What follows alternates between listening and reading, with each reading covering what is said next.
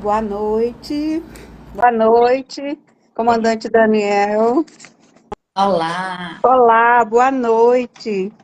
Recebemos agora a doutora Patrícia Joana, que é psicóloga clínica, infanto-juvenil, adulto e psicóloga escolar, especialista em educação sexual infantil e violência sexual contra meninas e mulheres. Psicóloga atuante na clínica do trauma por negligências, violências, acidentes, procedimentos cirúrgicos e outros, autora do projeto SPI Semeando Proteção à Infância, que visa promover nas escolas a educação sexual infantil como forma de prevenir abuso sexual infantil e futuros abusadores. Precisamos cuidar daqueles que cuidarão da gente no futuro. E trazer pessoas especializadas na área para que falem sobre o tema tão importante nesse mês e tão relevante para todos nós. Bem-vinda, doutora Valéria Laranjeiras, psicóloga clínica, pós-graduada em avaliação psicológica e em especialização em terapia focada nas emoções. Atua no atendimento a adolescentes e adultos com transtornos como depressão, ansiedade e dificuldades emocionais, oferecendo cuidado centrado na pessoa, acolhimento de traumas e apoio ao desenvolvimento humano, idealizadora do projeto Arquiteturas da Paz, que integra a psicologia, educação e a ação comunitária para promover a saúde mental e a cultura da paz. Acredita na força transformadora da escuta, do vínculo e da coletiva do bem-estar. Boa boa noite a todos e a noite. todas. É uma honra tê-las aqui conosco hoje nessa live da coletiva e ter o senhor comandante. Mas nós vamos iniciar com a fala da doutora Patrícia Joana, que vai falar da parte do suicídio infantil, né? Pois é, quando a gente fala de infantil, é até uma surpresa, né? Porque como assim criança tenta o suicídio? É muito comum essa confusão, porque, primeiro, pode ser, segundo, porque a criança ela está desenvolvendo, ela está aprendendo, ela está preparando campos. Então, isso é visto muito como o quê? Como criança traquina, criança danada, né? Mas se a gente pegar o histórico de uma criança seja quais forem a negligência aí, essa criança vai ter o que a gente chama de comportamento de risco. Aqui eu não estou falando que é aquela fase que a criança vai lá e coloca o dedinho na tomada, não. Isso é uma fase comum, tá dentro do processo ali de desenvolvimento. Mas quando é com uma criança que ela tem um hábito, um exemplo. Eu tive um caso de uma criança que ela tomava remédios. A primeira vez que ela Você se não, em torno de 5 anos. Depois ela começou a fazer isso por várias vezes ao longo ali da sua segunda infância, que é a partir dos 7 anos de idade. Então, assim, Patrícia, então a criança pegava o remédio consciente? Não. Apenas ela sabe o quê? Ela observa, de uma certa forma, o organismo da gente observa que tem o cuidado com o remédio. Então, essa criança entende que aquilo ali, de alguma forma, ajuda a canalizar, né? A gente, quando tá estressada, a gente faz o quê? Uma musculação, a gente corre, vai encontrar as amigas, faz alguma coisa. A criança faz o quê? Brincar. Só que tem uma hora que esse brincar não dá mais conta. Então ela começa a desenvolver comportamentos de risco. Essa criança, nesse caso, ela usou o remédio. A gente pode pegar o exemplo da Damares, que disse, né, que aos 9 anos de idade ela subiu numa árvore e tentou suicídio. É a tentativa, como a gente sabe na perspectiva do suicídio, que não é tirar a vida, mas é tirar a dor. Mesmo se tratando de uma criança, essa criança ela vive em um conflito onde ela sente esse aperto no coração, onde ela não se sente pertencente. Se a gente pegar uma criança que ela é abusada, que ela é negligenciada na ausência desses pais, um exemplo, se esses pais sempre estão brigando, essa criança, consequentemente, ela vai ter aí um sentimento de culpa, que esses pais brigam muito por ela, brigam por causa dela, e ela começa a se sentir culpada, consequentemente, ela não se sente pertencente a essa família, a esse pai, a essa mãe. Então, ela vai fazer o quê? Os comportamentos de risco. Um outro exemplo de uma criança é que essa criança ela brincava muito. Isso tanto os pais traziam, quanto ali na clínica era explícito. As brincadeiras dela era sempre de eu estou caindo, aí eu vou no navio e estou fazendo não sei o quê, aí vem uma onda bem grande e derruba e eu morro. Então, tudo naquela brincadeira da criança levava a uma tentativa de morte. E aí a gente pode levar em consideração o entorno dessa criança, o campo. Patrícia, mas se ela assiste muito desenho, se ela joga muitas coisas, isso também é um determinante. E aí é preciso a gente avaliar o contexto dessa criança, né? Eu costumo dizer que as crianças dão sinais. As crianças elas não vão falar cognitivamente, eu estou com a dor aqui, ó, porque papai e mamãe brigaram hoje de manhã. Sabe por que eles brigaram? Aí fala, a criança não vai fazer isso. A criança ela fala com o corpo. A criança ela expressa no seu corpinho e ela fala no seu brincar. Então, quando essa criança ela pega ali um bonequinho com outro bonequinho e ela faz briga e ela faz um toque ali, né? Eu lembro de uma criança recentemente isso, que ela pegou e uma boneca e começou a enfiar o lápis na vulva da boneca. Ela estava ali expressando algo que ela vivia. E o que é que essa criança tendia a fazer? A sempre colocar a mão no fogo. A fase que a criança está fazendo isso é na primeira infância, 2 anos, 3, mas a criança de 9 anos, ela está colocando o dedo no fogo, ela está querendo arrancar a tela do apartamento, por curiosidade, gente, é um sinal gritante, onde a gente precisa estar atento e entender que isso não se trata de uma simples brincadeira, de uma simples traquinagem de uma fase infantil. A gente precisa entender o que é típico da infância e o que é atípico. E como eu disse, existe uma fase na infância em que a criança vai colocar o dedo na tomada, em que a criança vai colocar o dedo no fogo. Mas se isso está repetidas vezes, de forma intensa, a criança mudou o seu comportamento, o rendimento na escola, a sua relação ali do seu entorno, a gente precisa ficar em alerta.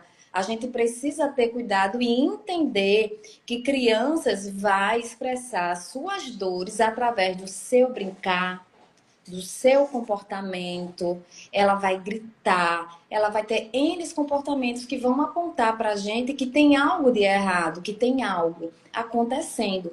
Por isso, eu sempre gosto muito de falar que a gente precisa desconstruir a ideia que só quem comete suicídio ou tenta o suicídio é adolescentes ou adulto, né? A diferença é a cognição. O adolescente já tem uma cognição, o adulto já tem, que aí a gente fala do pensamento, da ideação e do ato consumado em si.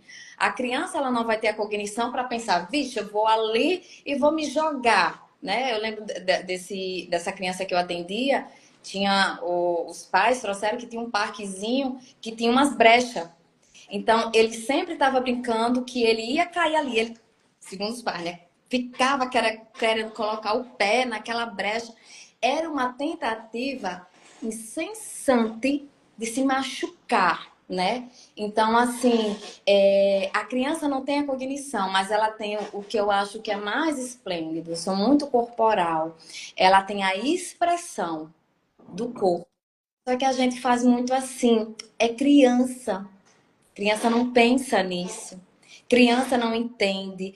Gente, a criança não entende cognitivamente, mas corporal, tudo a criança entende no corpo. Ela vê a gente gigante. É por isso, Valéria vai confirmar, que quando a gente vai conversar com a criança, a gente precisa ficar da altura dela. Porque ela vê a gente muito gigante, ela vê a gente de forma muito intensa. Então, a criança ela ainda não consegue elaborar essas dores, se autorregular. Então, a gente precisa começar a desconstruir que todo comportamento infantil é uma simples traquinagem. Pode ser, né? A gente não vai, em hipótese alguma, anular essa possibilidade. Mas a depender de como é essa prevalência aí, ficar alerta e buscar um profissional. Muito obrigada, Patrícia, Joana. Esclareceu bem a parte infantil, né? Vamos agora falar com a doutora Valéria Laranjeiras, que vai falar mais com a gente com a parte mais adulta, né? Isso. Boa noite a todos. Desculpa aí o acesso, que foi um pouquinho difícil. Estou aprendendo a tecnologia.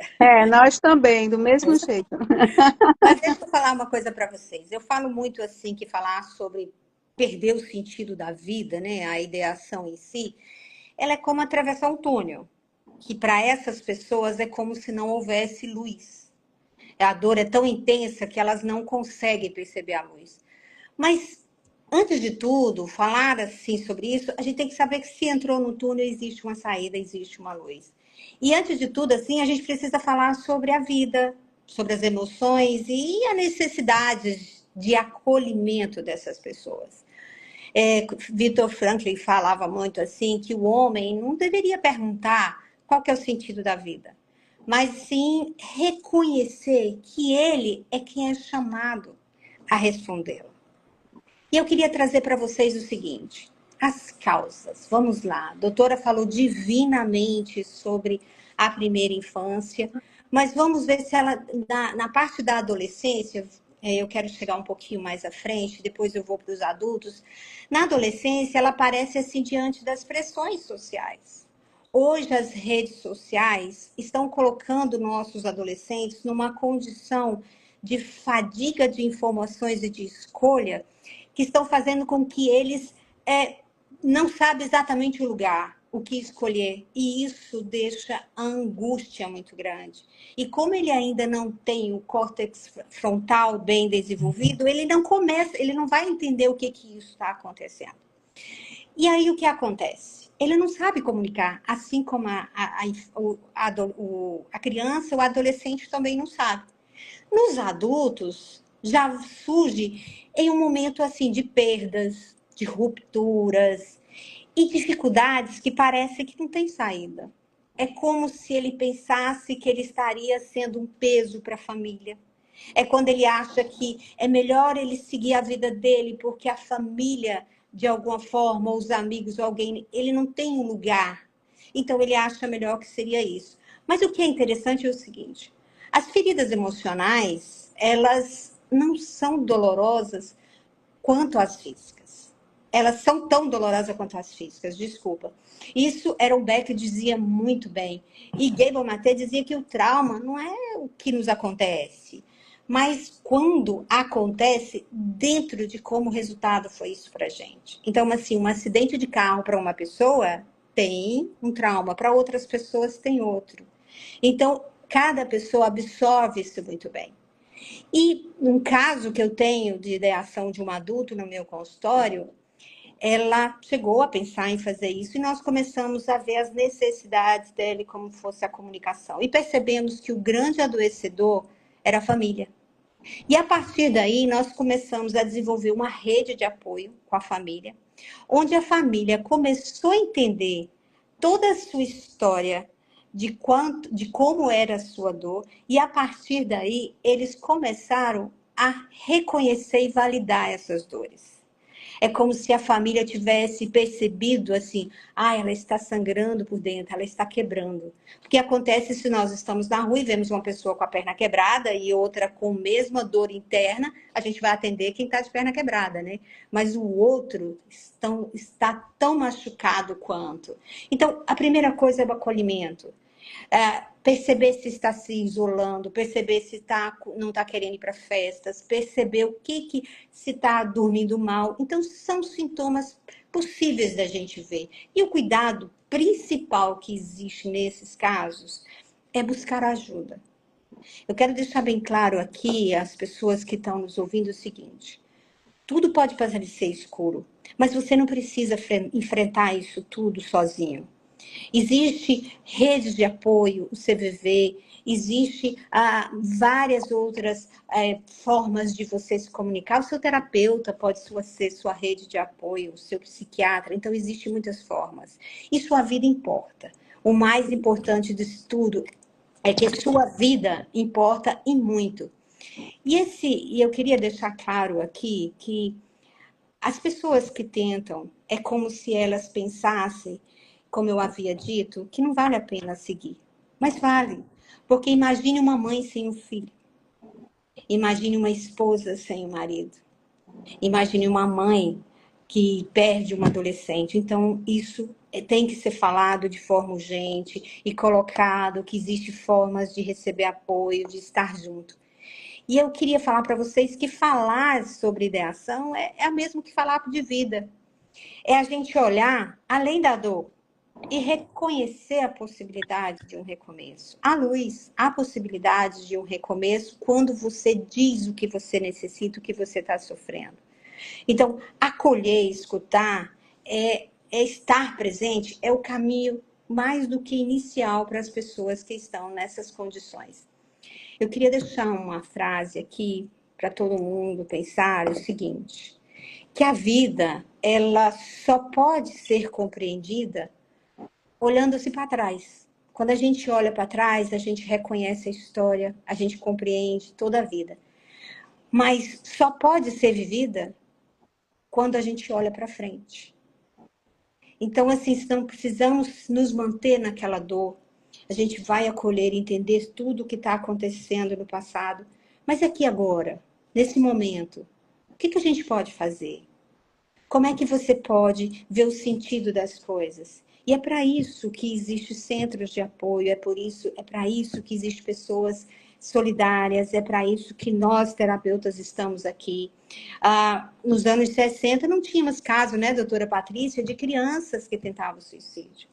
Hoje nós já temos e muito, e de forma assustadora.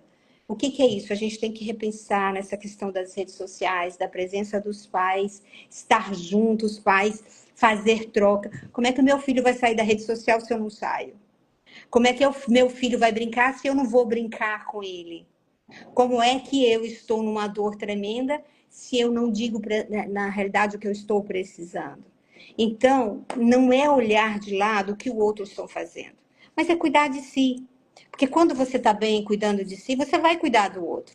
E, consequentemente, cuida de todos. Era isso que eu queria passar para vocês. Obrigado, doutora Valéria. E falar é a melhor forma de prevenir. Eu acredito, né? Para quando a gente consegue falar, mas quando o outro não consegue falar, é empatia. Agora eu vou passar a palavra para o comandante Daniel Gleidson do Nascimento, que vai falar sobre os procedimentos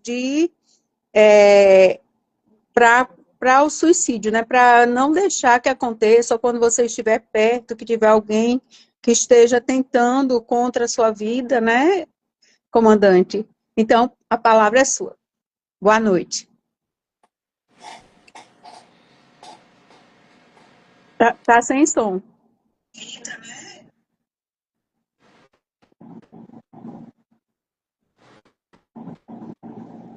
Ainda sem som.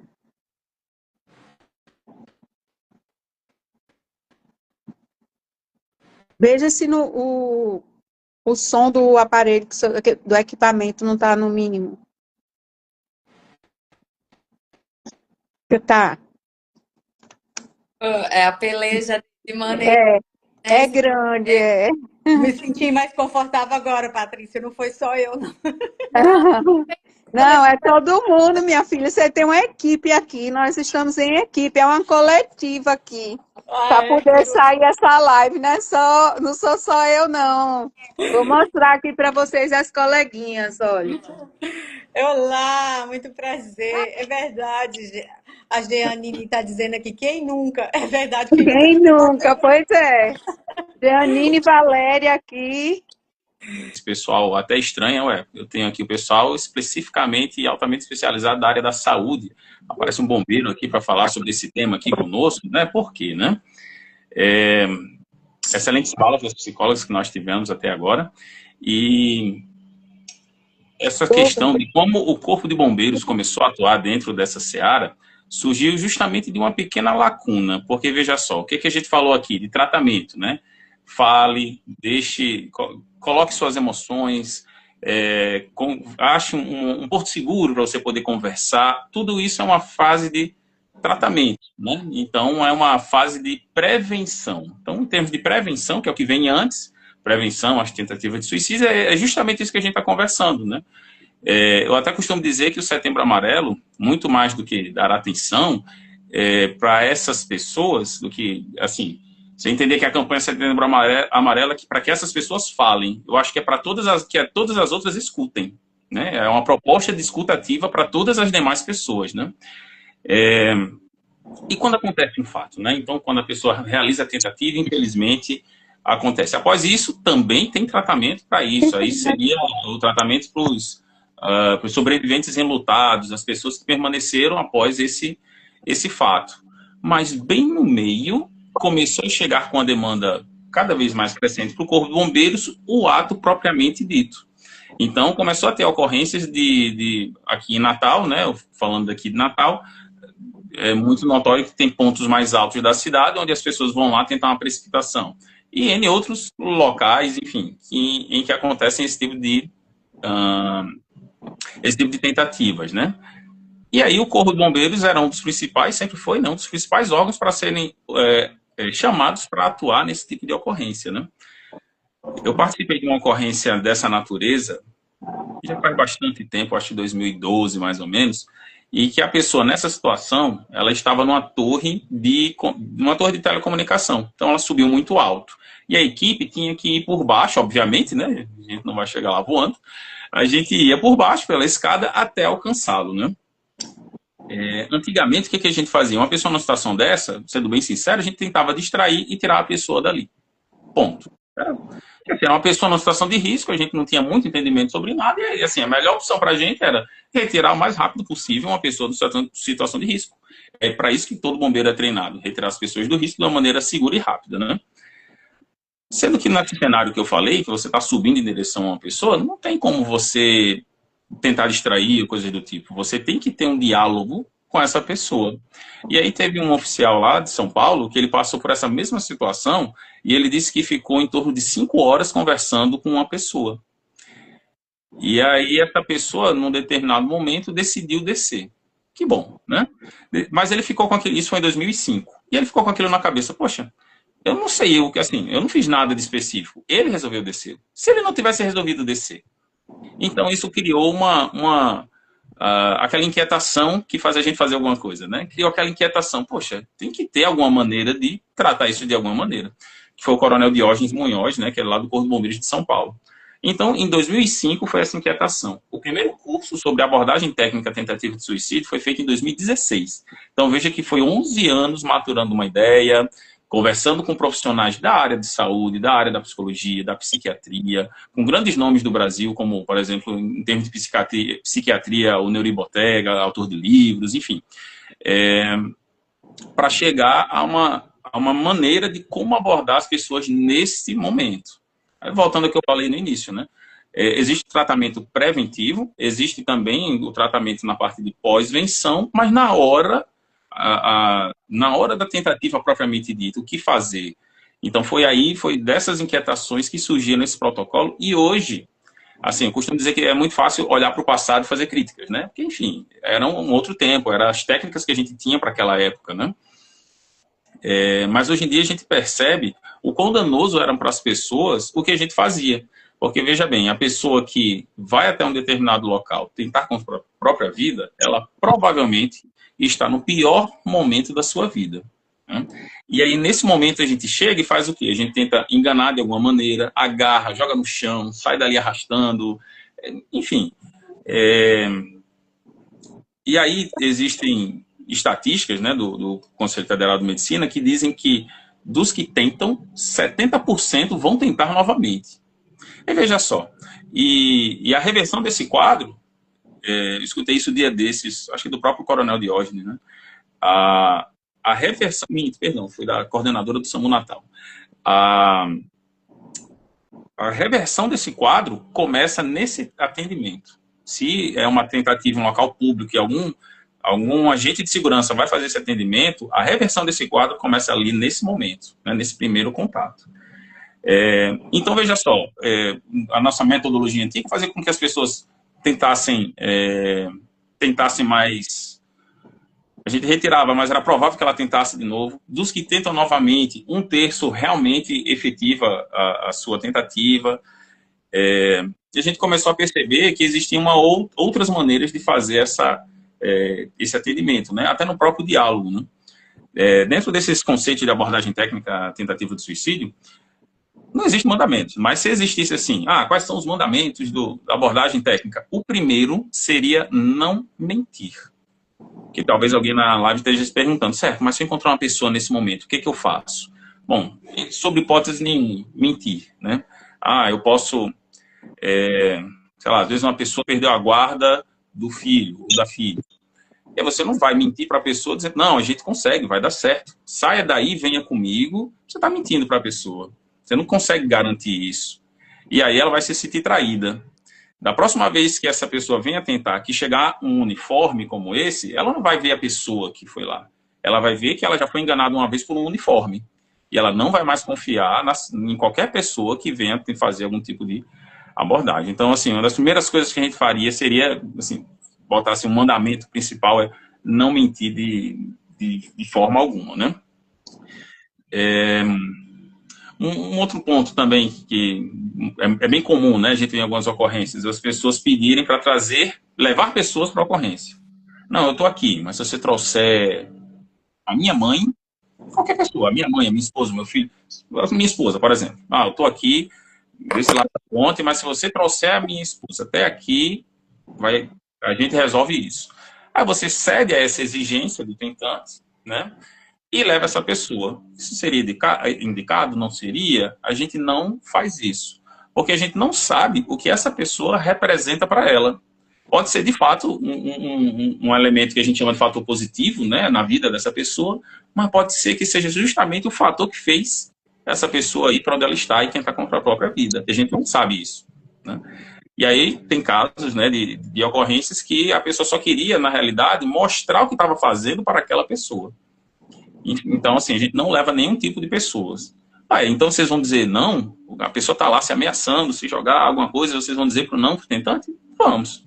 Né? Agora tem maneiras, né? Tem toda a gente tem algumas ferramentas de diálogo. Acho que do mesmo jeito que um vendedor conversa com você para lhe convencer a comprar alguma coisa, a gente tem algumas ferramentas para conversar com a pessoa de uma maneira que ela entenda que o melhor para ela é sair daquele momento, daquele local.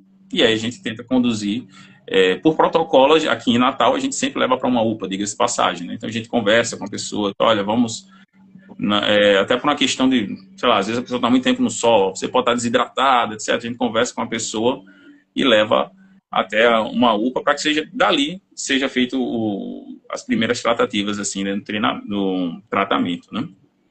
Aí tem outras coisas muito bem particulares, assim, que talvez fossem mais afetas ao Corpo de Bombeiros. Suponho que as outras pessoas da live aqui não tem um carro com giroflex e sirene. Então, quando a gente vai para esse tipo de ocorrência, a gente não vai com giroflex e sirene ligado, já para não despertar tanta atenção, tanto na população quanto no próprio tentante. A gente não fazemos promessas. Uma coisa que a gente faz, assim, duas coisas que são bem primordiais. Uma, a gente não entra no espaço do tentante. A gente já tem casos, por exemplo, lá no Rio Grande do Sul, de uma socorrista, salvo engano, do SAMU, que ficou muito próxima de um tentante que estava numa área alta. E aí os dois acabaram se enrolando ali de alguma maneira e caíram ambos. A pessoa saiu de casa para salvar uma vida e acabou se acidentando. Diga-se passagem, o tentante sobreviveu e ela não, dessa queda, né? Então a gente evita entrar no espaço do tentante nessas horas. E, até para encerrando aqui pelo tempo também, que estou aqui nos 10 minutos, a doutora Valéria falou aqui sobre as redes sociais, né? Uma outra coisa muito importante é isolar o local. Qualquer ocorrência a gente já isola por natureza, faz parte dos protocolos de Corpo de Bombeiros. A gente isola para a segurança de quem está trabalhando, seja um incêndio, o capotamento de um veículo, a gente sempre isola o cenário. Nos de abordagem tentativa de suicídio, da mesma maneira. Porque, infelizmente, com as redes sociais, hoje é muito comum alguém filmar aquilo e, de repente, poxa, olha só que bacana, o Corpo de Bombeiros está atuando. Por melhor que seja a sua intenção, às vezes esse vídeo vai sair do seu celular, vai correr, enfim, vários WhatsApps, etc. e a pessoa que estava lá, que está sendo, você está querendo filmar uma ação por bombeiros, mas na realidade o que está sendo exibido é a vida de uma pessoa, que vai ficar com essa mácula de tempos em tempos, um vídeo sobre ela voltando na rede social, como eu já falei, no momento provavelmente mais frágil e delicado da sua vida. Então, isso serve para qualquer ambiente. Se você está numa escola e tem uma criança, uma adolescente que resolveu se mutilar ou alguma coisa dessa natureza, isolar o local é sempre uma boa prática, mais uma vez, pensando no pós, pensando que isso vai precisar de um tratamento, que isso vai se prolongar no tempo. Então, quanto mais a gente puder preservar os tentantes, isso acontece de uma maneira bem melhor. E só para pontuar mais uma coisa sobre redes sociais, eu comparo muito com o uso do cigarro. Se a gente lembrar aqui nos anos 80, era normal você usar cigarro, propagandas em todos os lugares, você ia para os restaurantes e ficava tudo esfumaçado, porque estava todo mundo fumando e era um hábito comum. Passou-se o tempo, nós vimos que as pessoas estavam morrendo de câncer de pulmão e outras doenças e tivemos que dar um basta. Hoje em dia é raro você conhecer alguém que é um fumante assim, de carteirinha, né? Infelizmente, eu acho que em relação às redes sociais a gente está no mesmo ponto.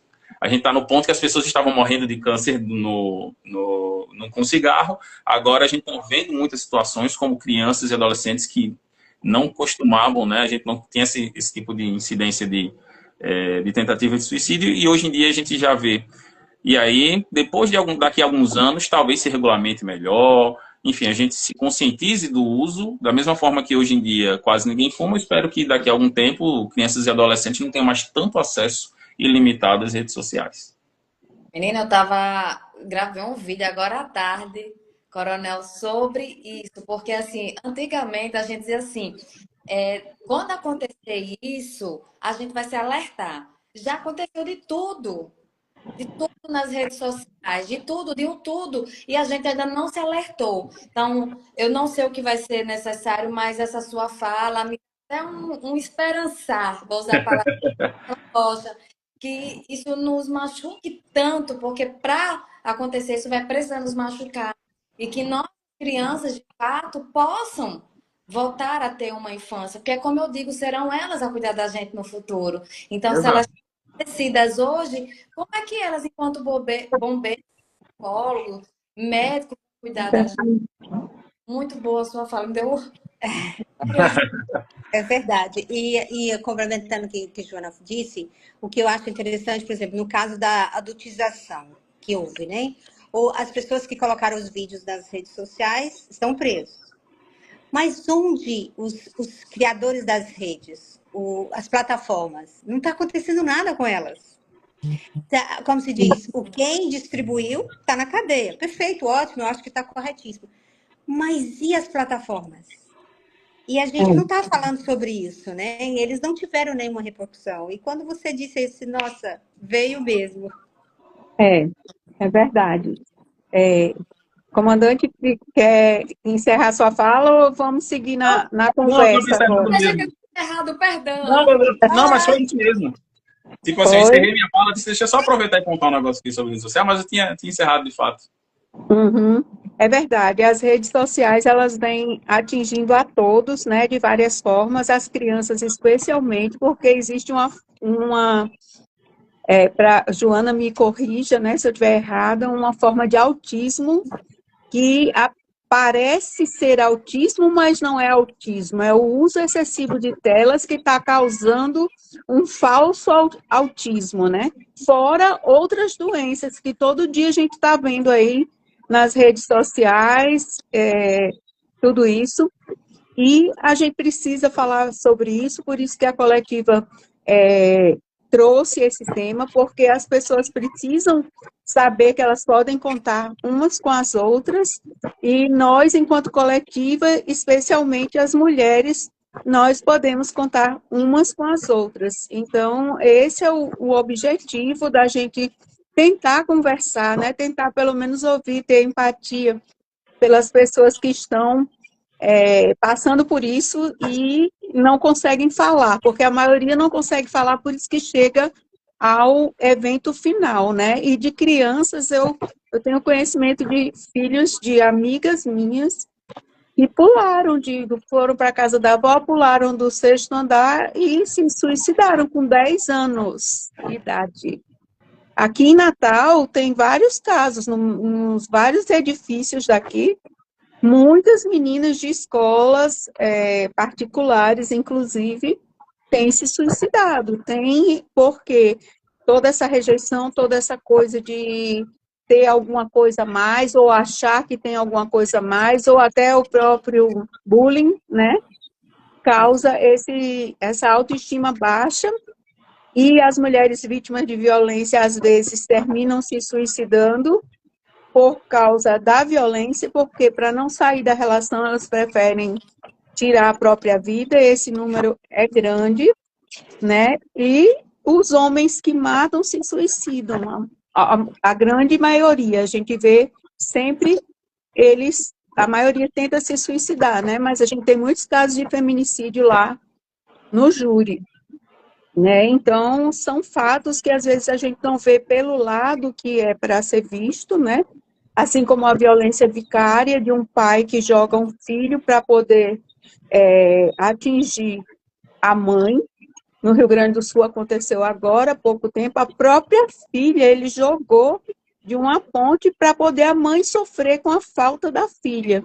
Então, são coisas assim que realmente as telas estão trazendo, e quando trazem, em vez da gente pensar que está melhorando, está servindo de exemplo para outros fazerem igual. Né, doutora? Perfeito. Então, vamos sair. Perfeita essa sua colocação. E tem uma emoção, Ana, que também leva as pessoas a se fecharem, que se chama a vergonha. Isso. A vergonha de dizer que está precisando de apoio, a vergonha da própria família em achar que aquela pessoa está com depressão e pode fazer alguma coisa. Então, assim, a gente tem que começar a pensar que o século está aí, com muitas doenças mentais, que a gente tem que cuidar disso com a mesma atenção do que a saúde física. Está muito sério. Tá. E a vergonha e a falta de autoestima também, né? Que a vergonha é grande de dizer para os outros, até quem faz tratamento e terapia, é o doido que faz terapia. Não é o doido, não. Hoje todo mundo precisa de terapia para viver, minha gente. Não é o básico, não é o doido, é o básico. A fazer uma psicólogo. falou aí, machucado ser visto, né? Eu gosto de fazer uma pergunta assim. E se a depressão sangrar? Será que suportaria olhar um aos outros? Porque, pegando essa fala, assim, vamos desconstruir. Eu adoro usar esse verbo. Em outrora, foi muito atravessado o suicídio, a falta de ter. Tem aí Padre Fábio de Mello, Marcelo Rossi. Não, é um conjunto. Um exemplo, há uns anos atrás, uma moça se suicidou se jogando e eu acho que ela falou alguma coisa. Chegaram à conclusão que tinha sido o término do relacionamento. E eu lembro das pessoas julgando-a porque ela tinha deixado um filho. Gente, vamos lá. Vamos supor que de fato foi pós o término. Esse não foi um que falou. Não, esse foi a gota d'água. Existem várias determinantes. Então, não é falta de Deus, não é o último determinante, e é um momento que a gente no trauma chama de dissociação. Eu não consigo separar a realidade da dor que eu estou sentindo. Então, eu não consigo enxergar mais nenhuma possibilidade diante daquela dor, daquele conflito. Eu, como inicialmente, olha, a gente começou falando de infância, né? Então, se lá eu me senti um peso na vida da minha mãe, porque papai e mamãe brigavam, ou porque eu via minha mãe pensando em certas coisas, falando sozinha. Quando eu termino um relacionamento desse, é minha culpa. Eu sou suficiente. E se ela vem de uma violência doméstica, como a Ana Lúcia colocou, se ela vem de um relacionamento abusivo, aí é que ela sente o peso. Então, para que viver? Então, é uma dor tão grande que eu não consigo separar a realidade da minha fantasia, que é essa dor que ela está, sim, exacerbada. Né? E como foi dito, ou foi por Valério, ou foi pelo comandante, costumo dizer, quando eu falo para educação sexual infantil, ensinar os bichototinhos, que assim, que a gente fala, né? Busca rede de apoio, quem é mamãe, papai, vovô e etc. Você é adulto, você é adolescente, nos ouvindo, você que está aqui com informação, alguém há de ajudar. Sua mãe, se sua esposa, seu esposo, quem quer que seja, não está ouvindo, está dizendo, vá ter fé em Deus, isso é frescura, vá trabalhar que passa, certo? Nós perdemos uma possibilidade. Busca uma amiga, busca a tua crença, seja lá ela qual for, busca um desconhecido, vai na unidade básica de saúde, vai no corpo do bombeiro, gente. Alguém Exatamente. de te dar um leque de opções. Costumo dizer que quem fica tem a obrigação de fazer aquilo por quem, se tivesse a oportunidade, faria, que é uma única oportunidade de viver. Então, busque alguém há de te ajudar. Exatamente. Perfeito. Perfeito.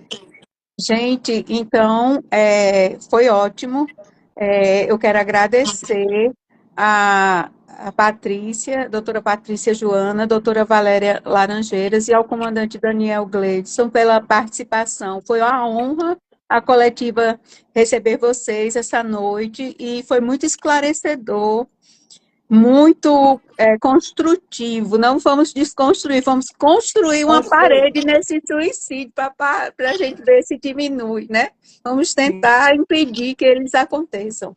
É isso. E já quero a última palavra de cada um de vocês para a gente poder encerrar a nossa live. Deixa eu finalizar aqui com vocês. Primeiro, também gostaria de agradecer. Foi um prazer estar com a Patrícia e o Tenente Coronel.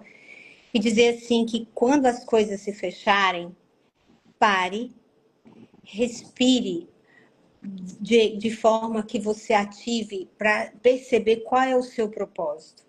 Quando as pessoas têm um propósito, quando elas percebem como é que seria a vida sem ela, ela começa a ver que ela pode buscar outras alternativas de vida.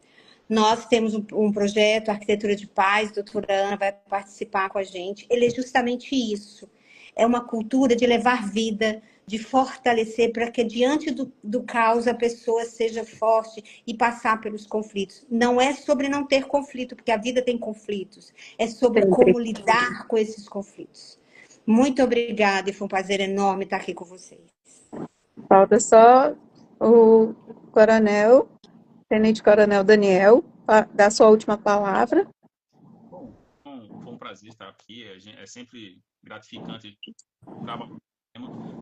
Costumo dizer que isso que a gente faz não é sobre morte, é sobre vida. Né? A Sobre gente vida. e sobre É, vida, sobre permanecer, sobre escolher continuar. Agora, para ajudar as psicólogas, porque a psicóloga falar vender curso de psicologia é tranquilo, né? É o que a gente espera, né? Como eu não sou, eu costumo comparar as terapias, como tudo assim, com a nutrição. Você vive muito sem ir um nutricionista. Agora você não sabe qual tipo de doença que você vai ter numa terceira idade, as taxas do seu hemograma como vão estar, porque tudo isso depende dos alimentos que você consome. Então você consegue passar uma vida tranquila sem ir no nutricionista, mas você vai colher os frutos desses problemas mais na frente. Então, terapia eu acho que é a mesma coisa. Você consegue passar uma vida inteira sem ir no isso. tranquilo, mas mais na frente você vai colher a falta de ter desconstruído, deixa eu pegar a palavra aqui, de ter desconstruído algumas crenças que lhe limitaram em algum momento, ou enfim, tantas outras situações. Então, no mais só, agradecer mesmo pelo espaço e espero que tenha sido de bom proveito para todos. Nós, enquanto coletiva, agradecemos e já encerramos dizendo que nós buscamos luz. Patrícia, você falou, né? Eu queria só sugerir Por favor, por favor. exercício que vocês vão fazer com vocês, independente de quaisquer coisa, e que vocês podem ensinar aos outros. Primeiro, vocês estão sentados, quando vocês estiverem nas angústias de vocês, nas interrogações, ali aflito, feche os olhos, né? Puxa o ar pelo nariz. Você pode até fazer um treinamento assim, ó, dedo de um lado, vai para o outro, Só que você vai fazer como? Vai buscar um lugar, sentar-se, fechar os olhos e vai puxar o ar pelo nariz, tentando de forma lenta e soltando um pouco mais lento. De olhos fechados, vocês vão imaginar um lugar. Pode ser o quarto de vocês, pode ser a praia, uma fazenda, um parque, pode ser um lugar que vocês criem. Não necessariamente que vocês conheçam, mas que vocês criem da imaginação de vocês. Feche os olhos e se coloque nesse lugar que vocês vão chamar de hoje de lugar seguro. Quando a gente está nessas aflições, não é que isso vai resolver, mas isso vai dar tempo para a gente fazer o quê? Eu vou me autorregular, vou me colocar nesse lugar que é o meu lugar seguro. Vou baixar ali os meus medos e os meus conflitos e vou, nesse momento, ver possibilidades que antes eu não enxergava. Porque, como diria Lobão em uma de suas músicas, que eu levei muitos anos para entender, né? Ele diz assim: mas não tente se matar, ao menos por essa noite.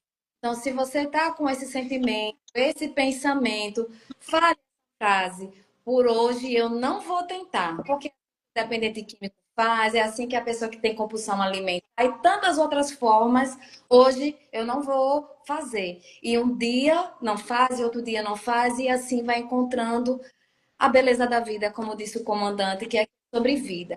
Então, eu sugiro a todos aqui, em qualquer momento de fazer esse exercício da respiração alinhado com o lugar seguro. E aí a gente encontra possibilidades no meio de conflitos. Isso. E nós, então, enquanto coletiva, encerrando a nossa live de hoje com esse assunto tão pungente, tão importante, né? Vamos parar, vamos pensar, vamos esperar mais um dia, vamos buscar o lugar seguro, vamos buscar a luz, porque ela está no fim do túnel. Então, pare e pense que essa luz vai chegar. Boa noite a todos e muito obrigada. Boa noite. Prazer, até mais. Prazer. Tchau, Tchau, tchau. Aonde vai? Aqui em cima. Onde é que